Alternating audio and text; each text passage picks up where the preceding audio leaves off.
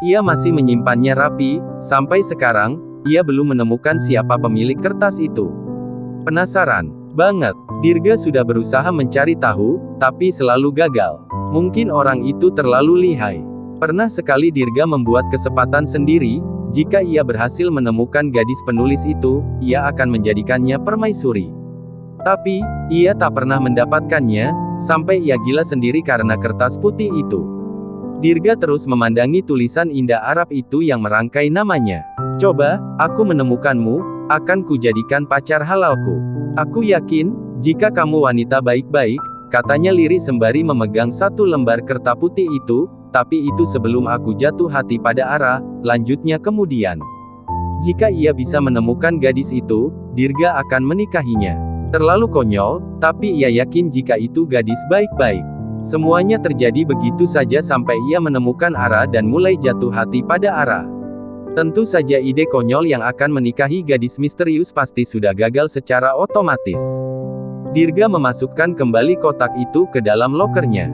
Ia segera mengambil air wudhu dan melaksanakan salat Isya berjamaah di masjid dekat rumahnya. Ia selalu menyisihkan waktu untuk curhat kepada Allah SWT. Waktunya mengucapkan terima kasih sebanyak-banyaknya karena sudah diberi napas hingga saat ini. Ma, Dirga ke masjid. Papa, mana? Tanyanya pada ibunda tercinta. Papa udah duluan tadi. Dikira kamu nggak ikut. Ya udah, Dirga duluan ya, Ma. Assalamualaikum, pamit Dirga sembari mengecup punggung tangan mamanya. Waalaikumsalam. Berbeda dengan Salsa, gadis itu masih berada di rumah sakit, tepatnya di ruang operasi. Malam ini adalah jadwal operasinya. Ia harus bersikap profesional, tidak boleh mencampur adukan masalahnya ke dalam pekerjaan yang mainstream ini. Semua yang ada di dalam ruang operasi sudah siap dengan masker, sarung tangan dan jubah berwarna hijau.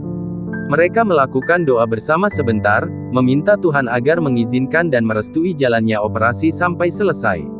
Suasana berubah menjadi tegang ketika tangan-tangan mereka mulai melakukan kegiatan operasi.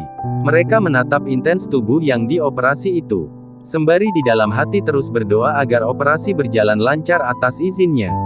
Setelah 3 jam berkutik dalam suasana yang tegang karena operasi, akhirnya Salsa bisa bernapas lega. Ia melepaskan jas putihnya dan duduk di bangku kebesarannya. Ia menghela keringat yang muncul di dahinya. Operasi berjalan dengan lancar. Tentu saja Salsa senang bukan main. Semua atas izinnya. Ia melirik jam cantik di pergelangan tangannya, menunjukkan pukul 11 malam. Merapikan mejanya sebentar kemudian bangkit lagi. Mengambil jaket Levi's dan memakainya. Salsa keluar dari ruangannya sembari membawa tas ransel di punggung kecilnya. Waktunya istirahat karena jadwalnya untuk hari ini sudah selesai. Sembari berjalan, ia melantunkan surah Al-Kahfi karena ini malam Jumat sangatlah bagus untuk membaca surah itu. Setiap hari Jumat, ia selalu membaca satu surah Al-Kahfi. Salsa sengaja membawa mobil pribadi karena ia tahu, selesai operasi pasti larut malam. Akan bahaya jika dirinya menaiki motor matic seperti biasa. Oh, jalanan di malam hari juga terlalu senggang dan tidak macet. Salsa memasuki mobil Honda Jazz mininya. Menaruh tas ranselnya di samping kemudi. Lalu menyalakan mesin mobilnya dan bergegas keluar dari area rumah sakit pusat Al-Akbar. Tak lupa ia mendengarkan sebuah nyanyian rindu akan baginda Nabi Muhammad yang dinyanyikan salah satu penyanyi terkenal dari Turki. Di tengah jalan, perut Salsa merasakan lapar. Ia hampir melupakan cacing di dalam perutnya sudah berkoar-koar minta diisi. Alhasil, ia harus mampir ke salah satu restoran yang buka 24 jam. Setelah memarkirkan mobilnya, ia segera memasuki restoran itu. Mengambil tempat duduk dan memesan. Sembari menunggu pesanannya datang, ia mengabari bundanya agar tidak cemas menunggu kedatangannya sendiri. Tiba-tiba suara bariton telah mengagetkan dirinya ketika menyudahi teleponnya dengan sang bunda. Salsa mendongak menatap lebar siapa pria itu. Kakak Dirga, kok Kade di sini? Entahlah karena apa, setiap kali melihat pria itu, Salsa selalu gugup dalam bicara. Kata istighfar keluar dari mulutnya beberapa kali. Tenang Sal, dia udah punya tunangan. Jangan mikirin dia lagi, batinnya bersorak sedih.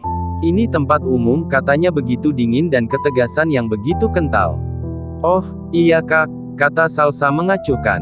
Mulutnya mengacuhkan, tapi hatinya berdetak kencang. Abis ada operasi. Tanya pria itu lagi. Kini, Dirga malah duduk di hadapan Salsa. Salsa semakin menggeram karena setan telah berkoar-koar di dalam otaknya. Iya, jawabnya singkat. Tentu saja Salsa tidak mau bermain kontak mata dengan lelaki yang belum mahramnya. Salsa juga bisa melihat jika Dirga adalah pria yang menghargai wanita. Ya sudah, saya tinggal dulu. Assalamualaikum, pamit Dirga lalu bangkit dari duduknya dan berjalan keluar. Waalaikumsalam, kata Salsa. Salsa tahu betul, mengapa Dirga menyapanya. Karena Dirga tahu, jika Salsa adalah adik sepupu dari calon istrinya. Ia menyapa karena itu, bukan lebih. Hanya sekedar adik sepupu tunangannya.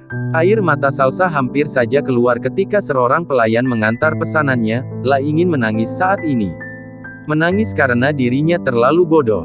Menangis karena dirinya menyukai calon suami sepupunya sendiri. Salsa seperti wanita tak ada harganya.